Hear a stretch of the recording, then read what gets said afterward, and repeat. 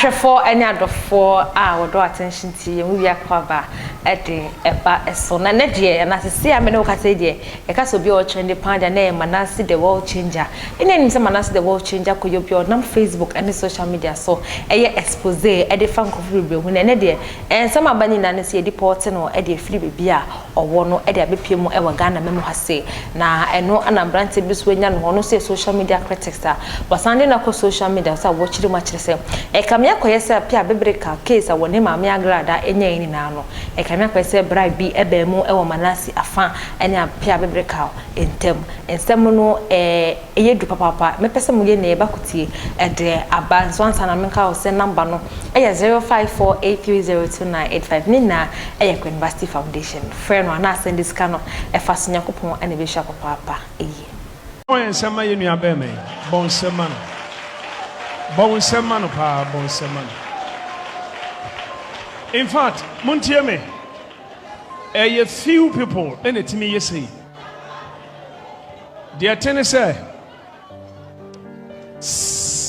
ehunta sem binchro so ha now you gidi ni atie me. Now if you are here and you are a believer, listen to the man of God. Nia e kire so be a matured. One of the traits of a matured person any idea ye nua be me ayi is what this young man is doing. Tie ni o. Now listen. Bible say se unua fomo. The Bible said when your brother offends you Na se wo de che no a and you forgive that brother who has offended you. Onyame de wo soso mfumsuo nyina chew. Bebacho Obi bia wo dem abia ho brase kwan so fa waso FM.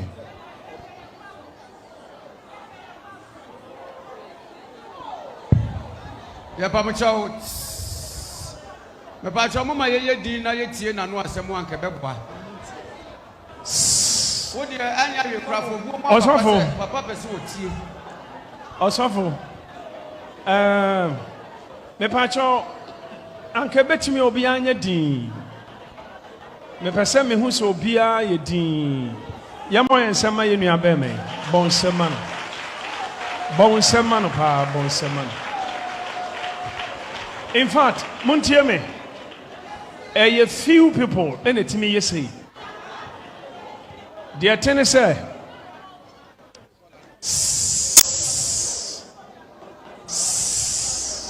can we have some silence please?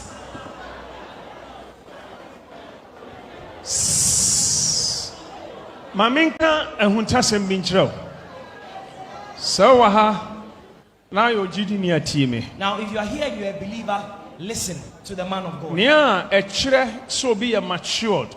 One of the traits of a matured person Any idea ye nua be me ayi is what this young man is doing. Tie ni o. Now listen. Bible say se unua fomo. The Bible said when your brother offends you Na se wo de che no a and you forgive that brother who has offended you, Onyame de wo soso mfumsuo nyina chew. God also forgives all your sins. But se unua fomo. But when your brother offends you Na se wo so amfa nche no a and you don't forgive that brother, Onyame so mfa wo so bone nchew. God will not forgive your sins. Osofo bra. Mami kan sem bi na mi ntwase na osofo nkasa. Now let me say this thing before the man of the young man who speaks. Ebra David from ye. When David offended God, Ena Nathan called in chain. Nathan went to David Kokasa kire ni indirectly.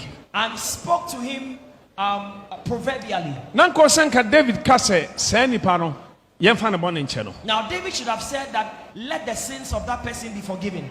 But David can say But David rather said, se nipa no a odi sa bone no a okum odwan ba ko no onfa nwan enan emfa nche odwan ba ko nanam. David said that let that person give 4 rams for that 1 ram he has taken. Okasa no odifo Nathan se ene yewa. After he has said so, Prophet Nathan said, you are the one.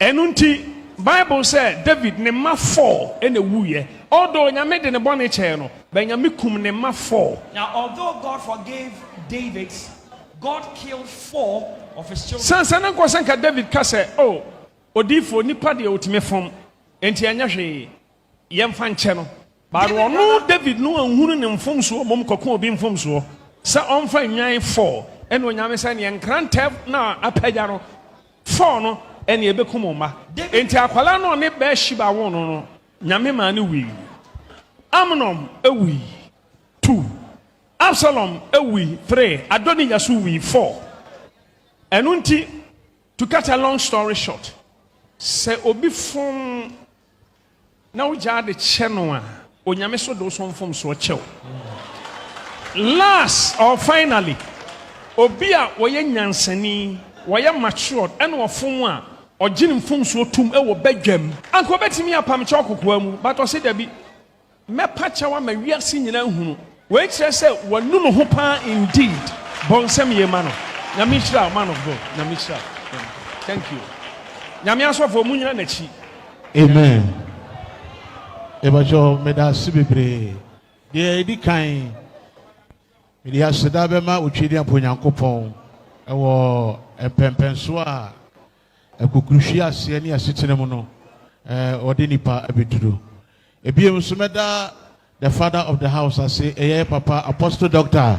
Isaac Owusu Bempah for giving me this great opportunity to stand on this great platform today. A massive opportunity. Now, me try play mo enra anajo. Enra wiya ebeduru anajo. Me purpose am de buy any say. Me ba say me beda assembi edi. Na me de achawpa edi echire. Na masan asre empire atoaso. And it said 2020 no and Ghana for Yinabedi Adansi say program kesi bi koso on net 2 ema me yakwanya kwotena ho e ka de amisumi e de kire oman no na me wie ye no mu no e na owura bi ne yire ye say ye beboa me ye de me etukwan enti no entutuye ne de o se me ye bia no me ye enu mu na kwantuo no e ba so na sa na krata ye de ma me amede kro no na ehon wasem broni beka se e fake enti na me ko Germany but we try France take it because na enam covid na na wo nti no na planes no enye adwuma na wo some ye transit e wo Portugal eti we duru Portugal pe e na Portugal fo so mi mu na boka kire me se upipa na ekura wo no ontimi mfa ntukwan eti eji se san bow e ma wo ba Ghana e na me frɛ nkrɔfo na me se dia banie e na mo so ka kire won se upese udi eduro na kan dia ma wa ye fa kire won na se omo hwe oniema mu na se yampa se threatening niema bi adi wachi a omo bejewo ampa me ye ne sa pepepe e ka kire won won so eti ase agime fe so e de metina kronum na mi ka se nyina na mi nyanko Germany ho mi da so Portugal mi ti man famani ehunu Germany abonten so aha ana na midimo ebesi keep subscribing to our YouTube channel, follow on Facebook, like, comment and also share. Aha Attention TV, so we inspire you more money sha money tie yakra.